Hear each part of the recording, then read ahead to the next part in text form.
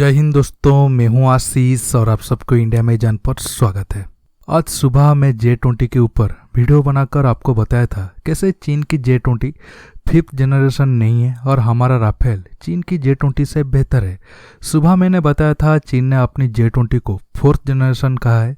इस बात को लेकर काफ़ी दोस्तों ने पॉजिटिवली कहा था, भाई चीन में अलग स्टैंडर्ड है, वो 5th जनरेशन को 4th जनरेशन कहता है। मैं उन दोस्तों को थैंक यू कहना चाहता हूँ, लेकिन कुछ चीनी प्रेमी थे, उन्हें इस बात से इतना बुरा लग गया मानो आसमान टूटकर ज़मीन पर गिर गया हो। देखिए, मैं आपको चाइनीज मीडिया या चाइनीज ओरिजिन रिपोर्टरों का 10 आर्टिकल दिखा सकता हूं जो पहले J20 को 5th जनरेशन बोले हैं। सच बताऊं तो ये इम्पोर्टेंट नहीं है चीन J20 को अपने देश में कौन सा जनरेशन बोल रहा है। इम्पोर्टेंट ये है इंडिया के पूर्व एयरफोर्स चीफ BS धनोआ ने J20 के चीफ डिजाइनर को 2 सवाल पूछे थे, लेकिन अब तक कोई रिप्लाई नहीं मिला है। अब जो चीनी प्रेमियों को J20 की कमजोरी बताने से जलन हो रहा है, प्लीज ये सब सवालों के जवाब देकर हमारे नॉलेज को बढ़ाने में मदद करें। सवाल ये है, कौन सा 5th जनरेशन में J20 की तरह कर्नाड विंग होता है? कौन सा 5th जनरेशन प्लेन में 3.5 या 4th जनरेशन इंजन इस्तेमाल होता है? कौन सा 5th जनरेशन प्लेन में सुपर क्रूज टेक्नोलॉजी नहीं है? कौन सा ऐसा देश है जो J20 जैसा महान प्लेन बना सकता है लेकिन रूस से सुखोई 35 को खरीद रहा है? जवाब है तो जरूर आंसर देना। दोस्तों, आज मैं आपको इस वीडियो में बताऊंगा क्या भारत को चीन और पाकिस्तान के खिलाफ एक साथ लड़ने के लिए और 36 राफेल जेट को खरीदना चाहिए। इसके साथ कांग्रेस ने राफेल को लेकर जो 3 सवाल उठाए थे वो सवाल के जवाब भी दूंगा। हालांकि लगभग 1.5 साल पहले राफेल डील को लेकर मैं डिटेल्स में एक वीडियो बनाया था, तब तकरीबन 7-8 लाख दोस्तों ने वो वीडियो को देखे थे और काफ़ी पसंद भी किए थे। देखिए, राहुल गांधी या कांग्रेस राफेल के ऊपर जो 3 सवाल उठाए हैं उनमें से दूसरा सवाल ही सही है। बाकी 2 सवाल को सिर्फ राजनीति के लिए उठाया जा रहा है, इसमें देश को कोई फायदा नहीं होगा। देखिए, आज एयरफोर्स के पास जो फाइटर जेट की कमी है, इस चीज़ के लिए दोनों कांग्रेस और बीजेपी जिम्मेदार है।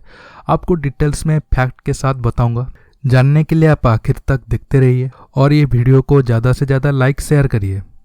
देखिए, भारत फ्रांस से 36 राफेल खरीद रहा है, ये अच्छा बात है, लेकिन क्या इतना राफेल चीन और पाकिस्तान के खिलाफ एक साथ लड़ाई के लिए काफ़ी है? कुछ दोस्त कहेंगे क्यों नहीं, हमारे पास 260 से ज़्यादा सुखोई 30 MKI है, MiG-29, मिराज 2000 और जागुआर जैसे विमान हैं। आने वाले सालों में तेजस भी एयरफोर्स में शामिल होगा। देखिए, आप नंबर पे मत जाइए, हर फाइटर जेट का रोल अलग होता है, इसलिए तो भारत 36 राफेल खरीदने के बाद भी MMRC-2 टेंडर के लिए रिक्वेस्ट फॉर इन्फॉर्मेशन जारी किया है। और मैं आपको बताता हूँ क्यों भारत को और एक्स्ट्रा 36 राफेल खरीदना चाहिए। देखिए, इसमें कोई डाउट नहीं है, राफेल बेस्ट प्लेन है और F-16, JF-17, Sukhoi 30 MKK, J-16, J-10 और J-20 पर भारी पड़ सकता है, लेकिन सिर्फ 36 राफेल से क्या होगा? हमारा एक राफेल अगर 2-3 चीनी पाकिस्तानी विमान को उड़ा भी देता है, फिर भी और चीनी पाकिस्तानी विमान बच जाएंगे। 36 राफेल से पूरा पाकिस्तान के एयरफोर्स पर अटैक करके बर्बाद किया जा सकता है, लेकिन चीन खुद अपना विमान बनाता है। हाँ, वो सब विमान घटिया है, लेकिन वो ज़्यादा नंबर पे बना सकता है, इसलिए हमें और राफेल चाहिए।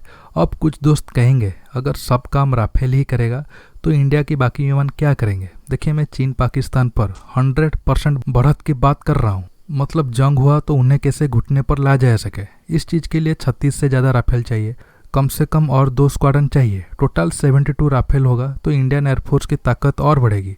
इसके साथ अब अगर भारत फ्रांस से और 36 राफेल खरीदेगा तो प्राइस कम पड़ेगा, क्योंकि भारत पहले डील के तहत फ्रांस को लगभग 1700 मिलियन यूरो दिया था इंडिया स्पेसिफिक मॉडर्नाइजेशन के लिए, research and development, modification and certification करने के लिए।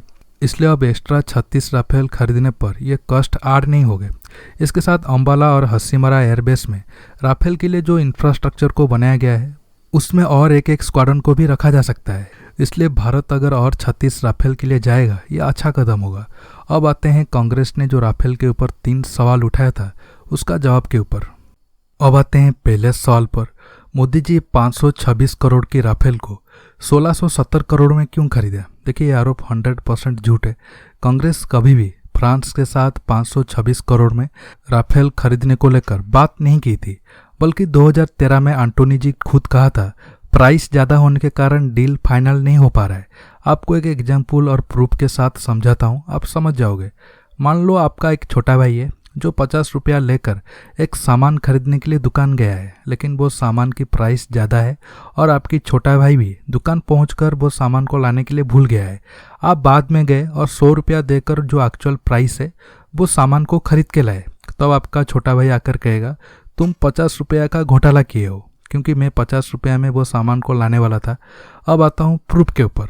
कतर फ्रांस से पर राफेल को 2000 करोड़ में खरीदा है और इजिप्ट पर राफेल को 1700 करोड़ में खरीदा है और इन्हें कोई ऑफसेट डील भी नहीं मिला है। आप चाहे तो इसे चेक कर सकते हो। तीसरा सवाल है अंबानी को क्यों राफेल की 30,000 करोड़ की ऑफसेट मिली है। ये भी सच नहीं है। अंबानी को सिर्फ 3% ऑफसेट मिला है, बाकी और 8-10 कंपनी है, गवर्नमेंट और प्राइवेट कंपनी मिलाकर उन्हें टोटल ऑफसेट डील गया है। फिर भी आप अंबानी की आर्थिक हालत को देखकर सवाल उठाना चाहते हो तो उठा सकते हो। अब आते हैं दूसरे सवाल के ऊपर। भारत सरकार 126 की जगह 36 राफेल क्यों खरीदा। देखिए, मैं ये सवाल को सपोर्ट करता हूँ। देखिए, कांग्रेस ने तो 7-8 साल तक ये डील को फाइनल नहीं कर पाया, काफ़ी लेट कर दिया, लेकिन ये सरकार भी कम गलती नहीं कर रहा है। जब 2016 में मोदी जी 36 राफेल को लेकर डील किया, तब उन्होंने बताया इसे इमरजेंसी परचेज किया गया है, लेकिन पहला राफेल इंडिया आया 4 साल बाद। इसमें फ्रांस की कोई गलती नहीं है, क्योंकि इंडिया से पहले इजिप्ट और कतर ने डील किए थे। उन्हें सब राफेल देने के बाद अब इंडिया के लिए राफेल बनकर आ रहे हैं। इंडियन एयरफोर्स की स्क्वाड्रन की संख्या कम होते जा रहा है, लेकिन अब तक MMR से 2 टेंडर फाइनल नहीं हुआ और 2 साल तक भी नहीं होगा, क्योंकि कोरोना के कारण सब कुछ गड़बड़ हो गया है। क्या भारत फ्रांस से और 36 राफेल को खरीदेगा, इस पे भी कोई क्लियर न्यूज नहीं है। ऐसे और भी बहुत कन्फ्यूजन है, जो मैं आगे 1 हफ्ते के अंदर तेजस के ऊपर वीडियो बनाऊंगा। उसमें एयरफोर्स की मॉडर्नाइजेशन के ऊपर डिटेल्स में बात करूंगा। आज के टॉपिक में बस इतना ही दोस्तों। रहता हूँ बहुत जल्द एक न्यू टॉपिक के साथ मिलूंगा। नमस्कार, जय हिंद।